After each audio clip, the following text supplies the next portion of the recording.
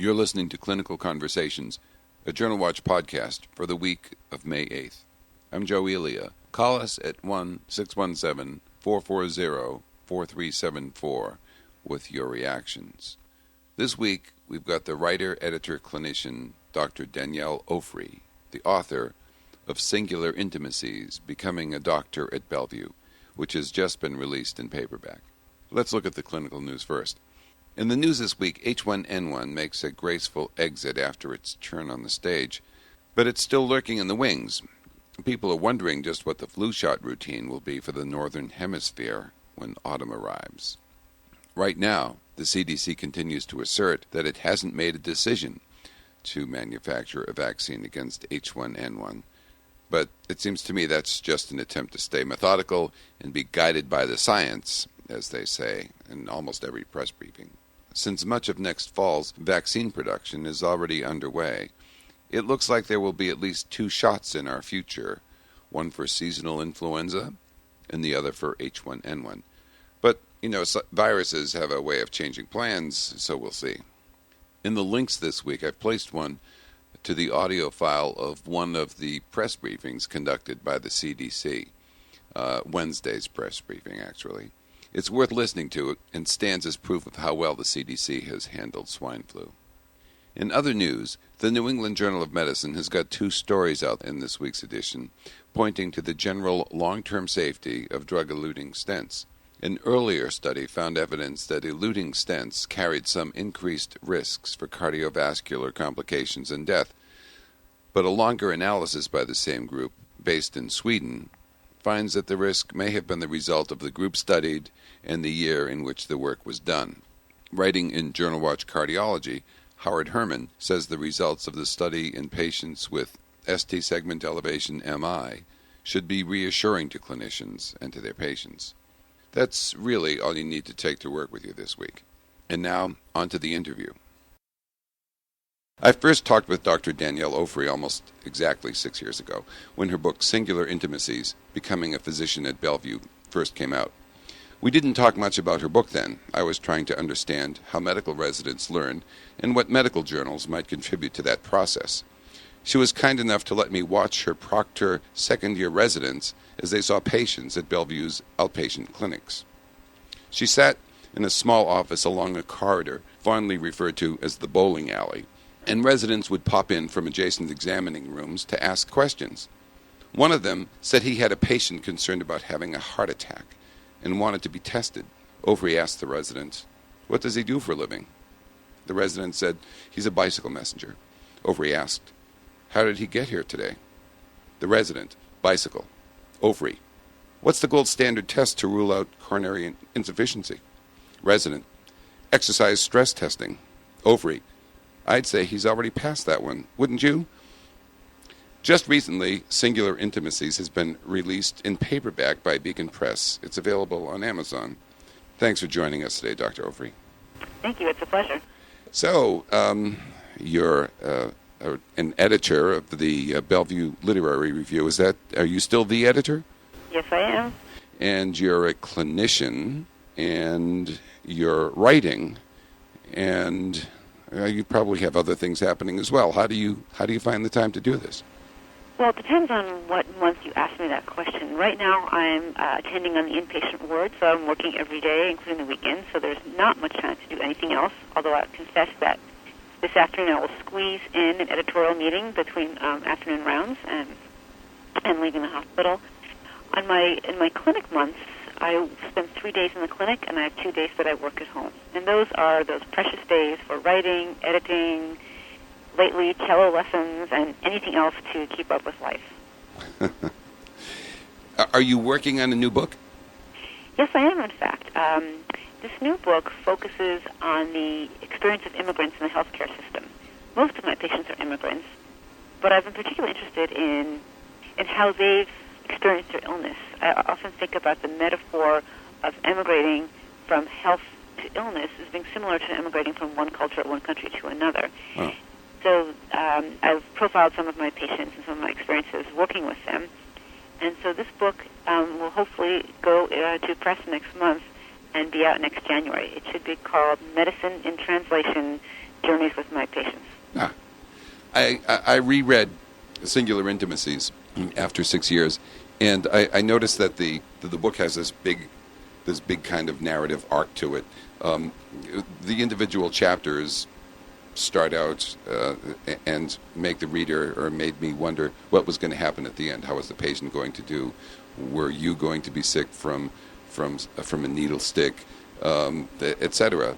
But you start the book out with a patient, a French patient, and then you sort of suspend the narrative at the end of that first chapter, and then you resume it at the end of the book. And knowing that you weren't going to disappoint me, and having forgotten my experience of finding the answer at the end the first time through, I immediately ran to the end of the book to see how she had done. The narrative the story that you tell about becoming a physician. You had been in a PhD program. And yes, I did a joint MD-PhD program. Initially, I wasn't sure if I wanted to do science or clinical medicine. In fact, I was thinking of going toward neurology because my research was in neuroscience. But I did my internship in medicine at Bellevue and just fell in love with clinical medicine and stayed on and really haven't looked back. Yeah. And Singular Intimacies really is a sort of a record of that transformation from scientist to clinician, isn't it? Right, with the long, low stops of being the student of medicine and not having any clinical skills whatsoever, of surmounting that slope of knowledge that never seems to end. Yeah, and you describe everything from venipuncture to intubations to. Do your residents, are you still proctoring residents? Is that the correct term? Is it proctoring that you're doing? Or we say precepting residents or supervising them. Precepting. Oh, okay. When you precept them, have any of them read your book? Some have, but usually I never bring it up, and I would say most of them are probably too shy to bring it up. I honestly don't know. Once in a while someone will say that. But by and large, I have no knowledge whether or not they've read the book. One of the things I found very interesting was that, your characterization of July 1st, where everyone all of a sudden is promoted. So the intern becomes a first-year resident, first-year resident becomes second-year resident, a new staff member becomes, and kind of like Cinderella at the stroke of midnight, you all go up. You all go up, and everyone is a little bewildered, except probably the nurses and the administrators. But no one's supposed to admit that they're bewildered or anything other than calm, even though we're all completely frightened on July 1st. And so it's not a good time to go in for elective surgery, perhaps. Perhaps. But I often wonder if the students and residents are much more assiduous and vigilant on that first month. In fact, I read that chapter at a reading this past weekend in Iowa, and it was the first time I had a patient die on me, and I had to declare the patient dead, and I realized that I'd never been told how to declare a patient dead. I suppose it was assumed to be obvious. Yeah. But it was the oddest sensation to suddenly realize that you have no idea how to officially distinguish life from death. And then, of course, I have a family around all waiting for this, and it was one of the lowest moments of feeling so woefully unprepared for the reality. I mean, I went to all my classes, but nobody ever said you declared someone dead. I guess they figured it was pretty easy to do. Tell me a little bit about the Bellevue Literary Review. Did you start it, and how's it going? Well, the Bellevue Literary Review started in 2000. Our first issue was in 2001. When I came back to Bellevue as an attending, I'd started writing a little bit during a break from residency to attendinghood, and I wanted to encourage my students to write. So I started having them write some narrative write-ups of their patients. Just tell the patient's story, drop the medical jargon. And then we had a new chair of medicine come, Dr. Martin Blazer, in 2000, and he was requiring the medical students to write an essay from their clerkship, an essay in anything but based on a patient.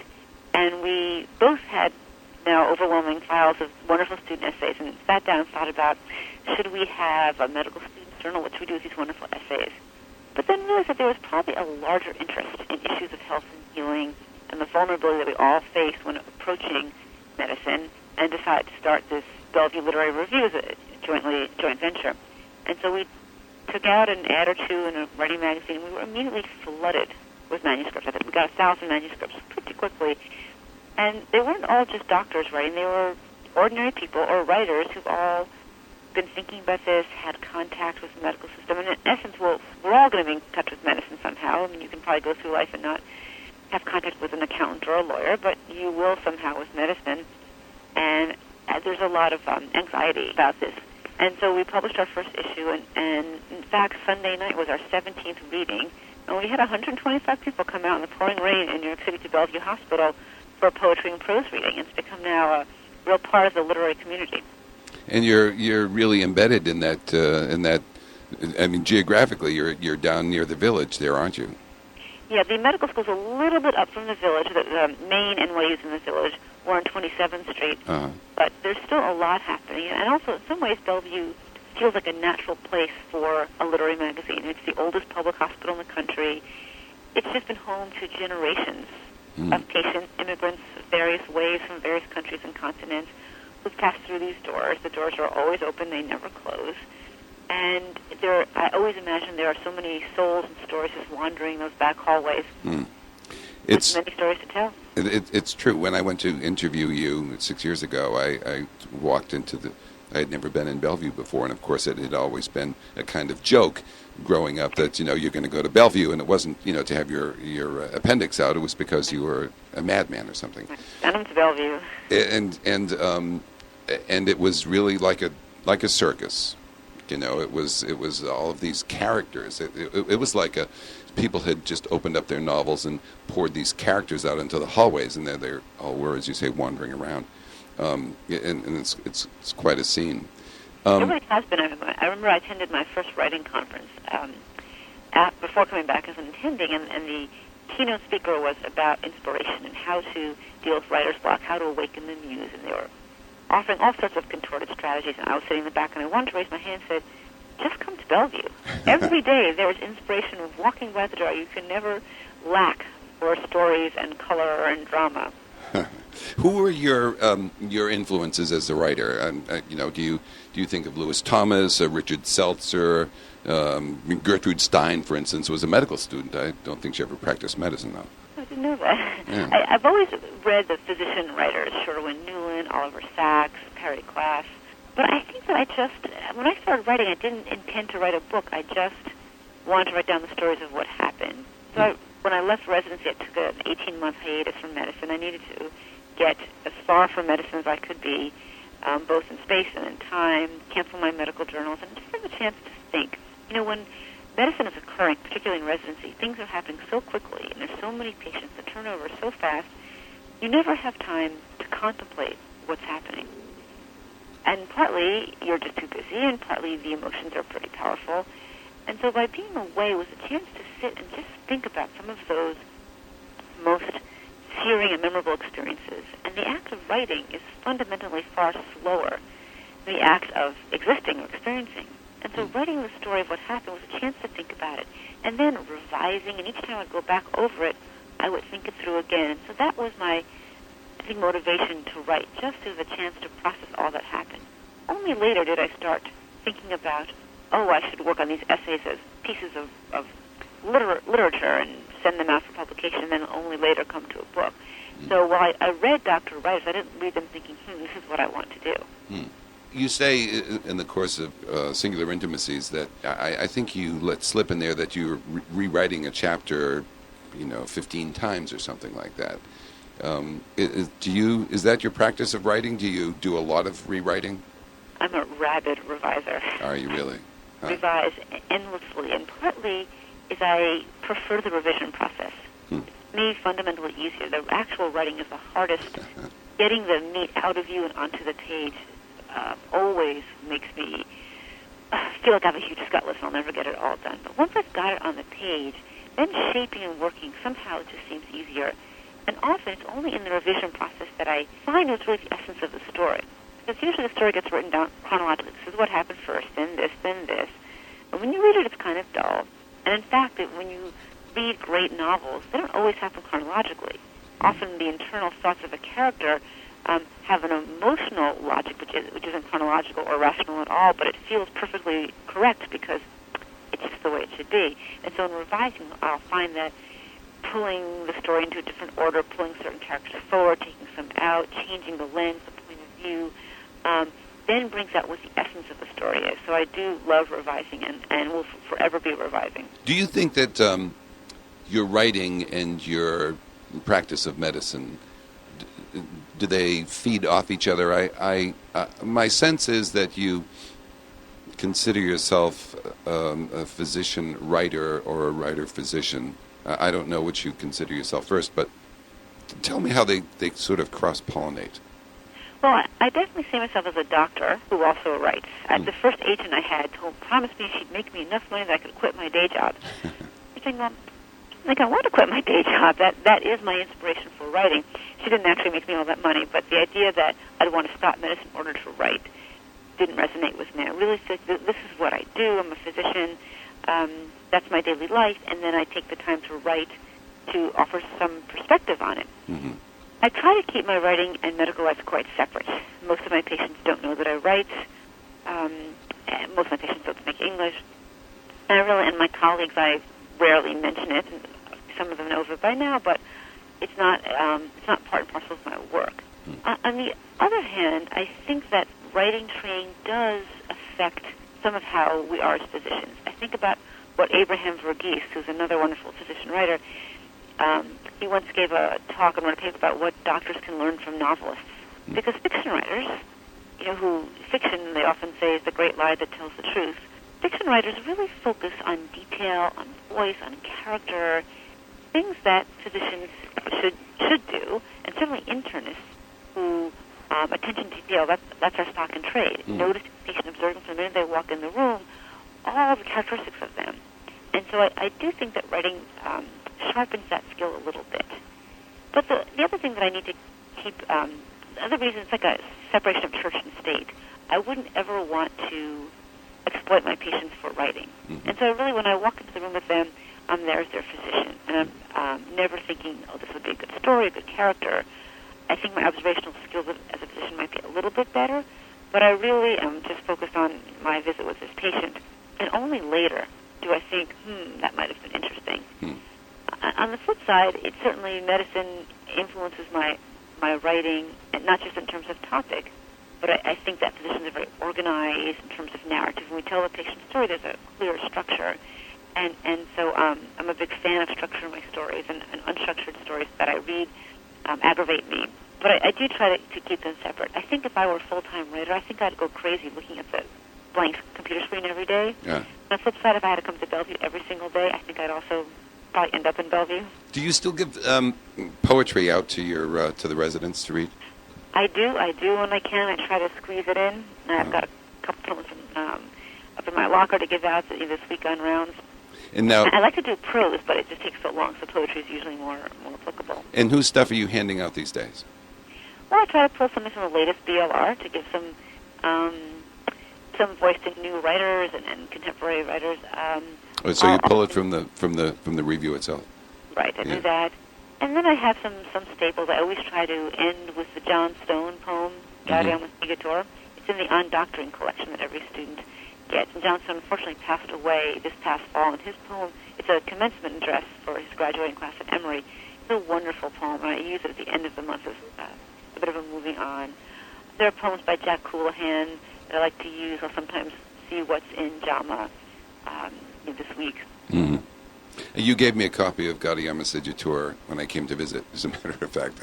I still use it. I could probably recite the darn thing, but I have yet to find a poem that more completely captures the spirit of stepping out into the world of medicine than that one. It's 4 pages long, so I always have to bring like a chocolate cake or something in the bribery department. But I find that most students and residents find a lot of resonance in that poem.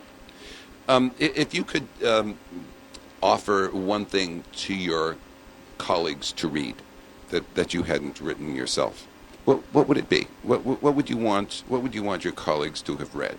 I would say, as inspiration for me, Love in the Time of Cholera by Gabriel Garcia Marquez. I've read the book many, many times, and I look at that and feel like it captures human emotion so well.